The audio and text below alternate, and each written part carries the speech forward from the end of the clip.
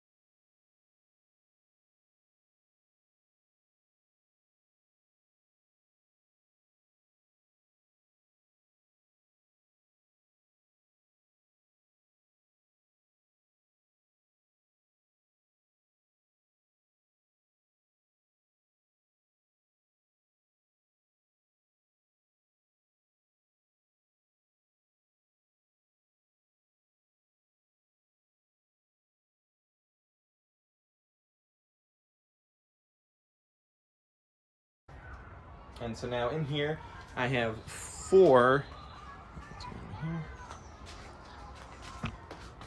cards all face down, and it's also much deeper.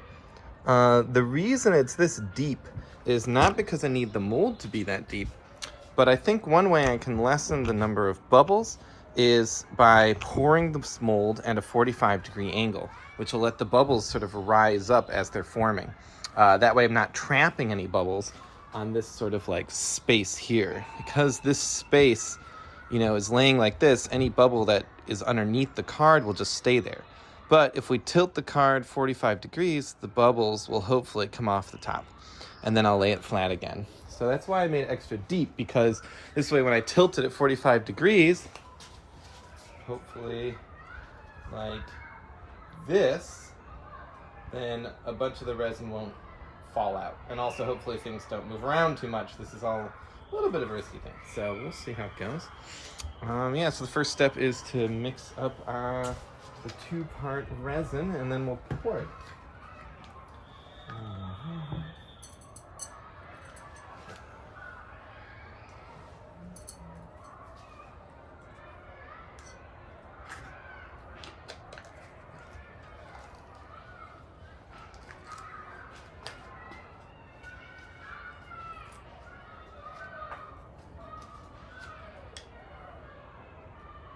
Ooh, that's goopy. bottle, so let's stir well. Yeah, I can feel there's some stuff at the bottom.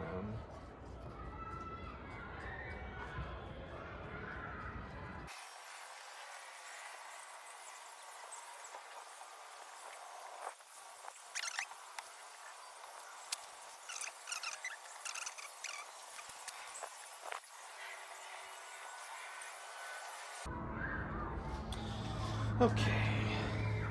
All right, so equal parts of both. And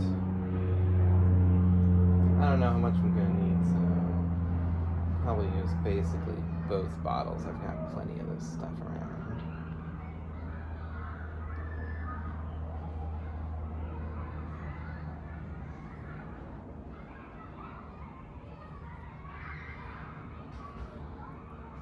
Okay, 309.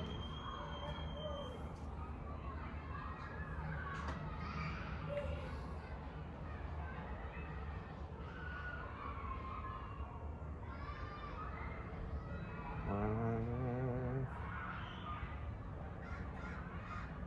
200.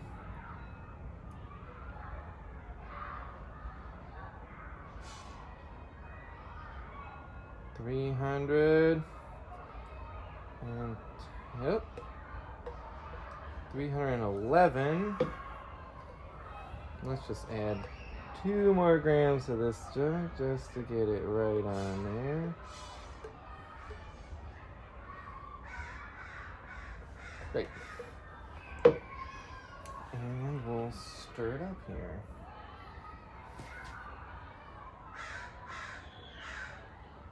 It's cool how there are 2 different colors, so you can kind of see how you're doing with the mixing. We've got, now that they're mixed, I've got 50 minutes before it sets. So it's plenty of time. So I might as well make sure it all comes out right here. And I can kind of see bubbles already coming to the surface, and we want as few bubbles as we can manage. They told me at the store that the bubbles come from moisture, water moisture, so whatever humidity I have in the air is what's going to affect that.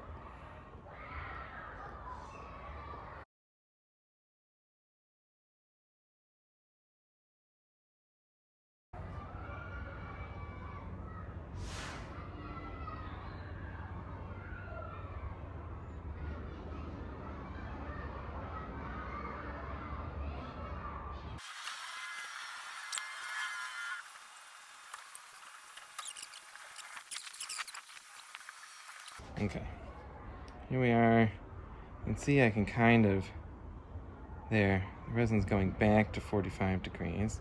Hopefully, this will give bubbles a chance to come out.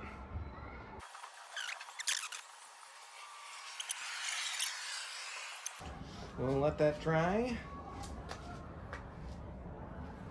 And come back in, what was in there? Cure time 4 hours. Woof, woof. Okay. Well, see you in 4 hours. Okay, it's been about 4 hours. Let's see how we did. Not really know how I'm gonna get this.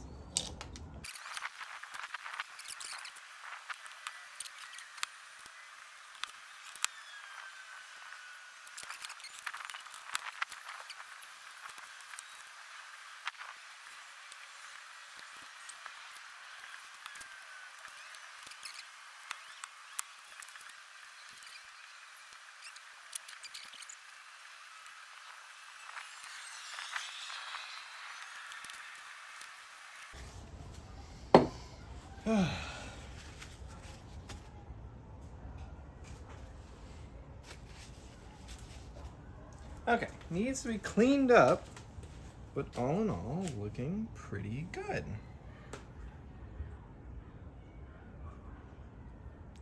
The bubbles you can see, none of them actually will be visible on the molded cards. In fact, these look way better than the originals. And I'll have to clean them up. And then of course, you know, proof is in the pudding. We'll have to try them out, but this might be great.